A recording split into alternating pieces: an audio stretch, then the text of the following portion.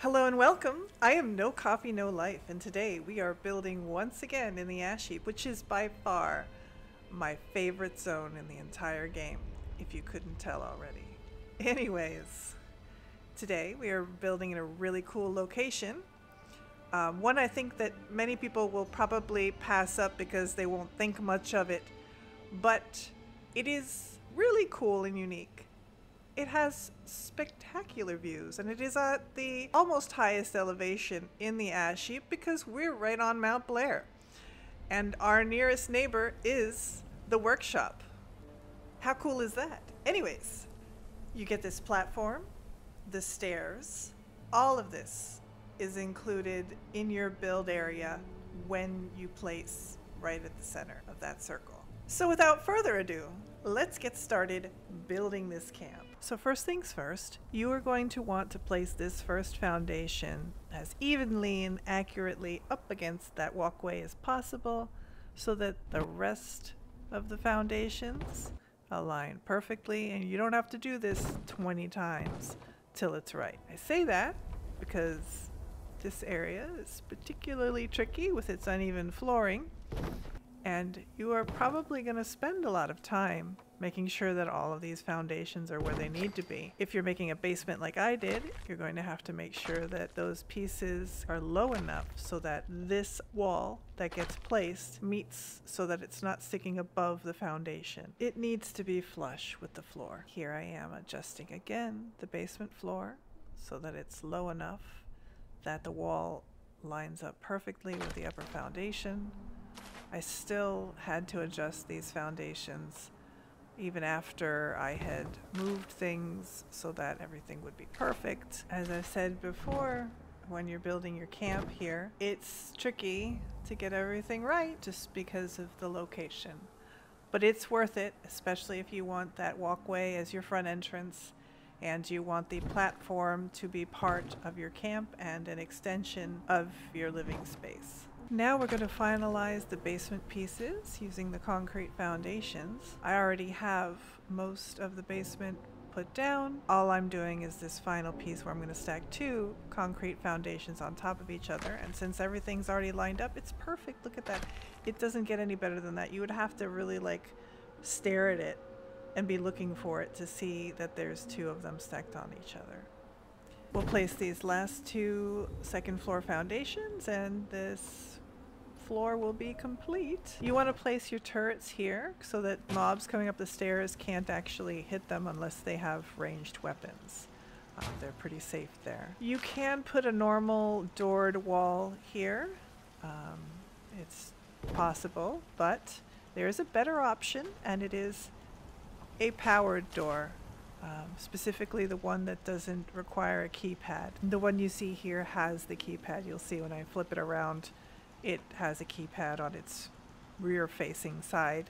This is the one you don't want to use. You just use the same identical one that is minus the keypad and slap a switch on either side, then hook it up to power and you're good to go without any issues like what was the code for the keypad and how do I get back into my house? Those kinds of things that might make it a little annoying. I guess, you know, the keypad thing is still on Bethesda's to-do list, like so many other things available to us that aren't working quite right. So here it is, the completed camp perched above the Ash Heap in all its glory. It's got its walkway, its platform. I have everything that a camp could need packed into it. It looks like it belongs in the landscape. It doesn't stick out at all.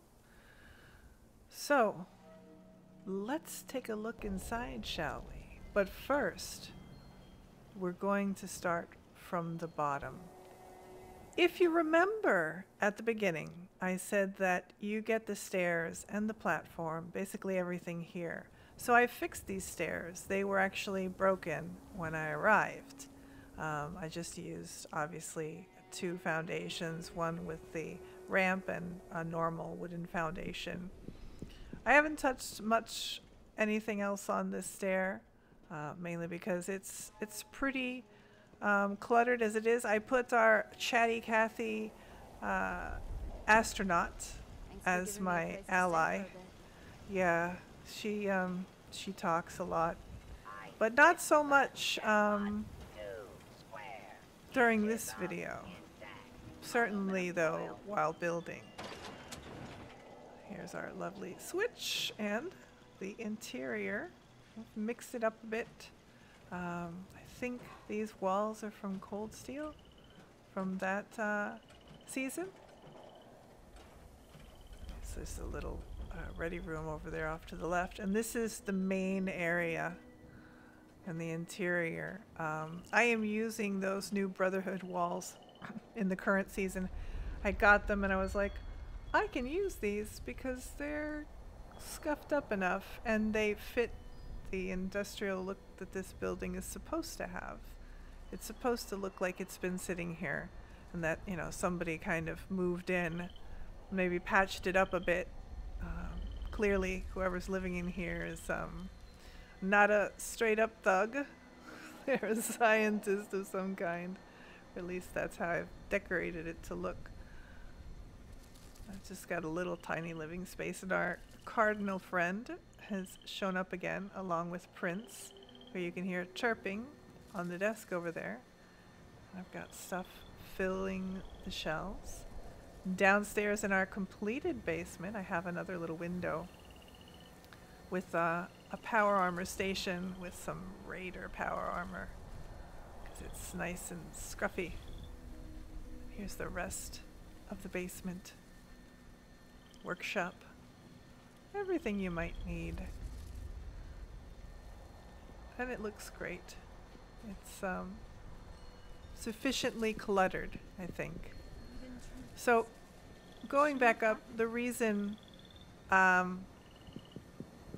put these walls in is because the view out that window of the giant earth mover, that Rockhound, is just gorgeous. I mean, look at that. It's so rich, even through these windows. It's lit up beautifully, and I wanted to frame that within the building. So, we're gonna go out to the platform that is now part of our build. I have an Invest in Appalachia poster with the earth mover up as we're leaving. And here's the view from our balcony. You can see the bomb drop over in the Savage Divide from here. Downtown Charleston, Mergle, the fire station, pretty much anything below us in the Ash Heap. And obviously that lovely view of Mount Blair. And I've got some acoustic instruments and a tuba out here. Not that anybody's using them right now. Go back inside, and I want to show you something really cool that I thought was great that I was able to do here, and that is I put the mine shelter here, and I was actually able to sink it down into the dirt because it's uneven here and it looks like it belongs. I've had people come in here and not realize that this was actually the shelter. They just walked up and thought it was part of the scenery. And here's the interior. Now, I did some of this, but the servers have been horrible. So I've only done some of it. Not as much as I would normally do with a complete camp build. But you get the idea. It's a mine. And I've set it up to be a mine and like a work area, mining ore and prepping it to go to the surface. And as a bonus, the last thing I've got to show you is the vendor that I snuck down below the view of the windows. It's tucked in here, right into the wall, with a little sleeping area for any visitors, which is just totally awesome. I love how this turned out, because it's unobtrusive and, you know, people can come and buy things and it still seems to fit. Anyways, if you made it this far, thank you for watching. I hope you enjoyed the video. I loved making this camp.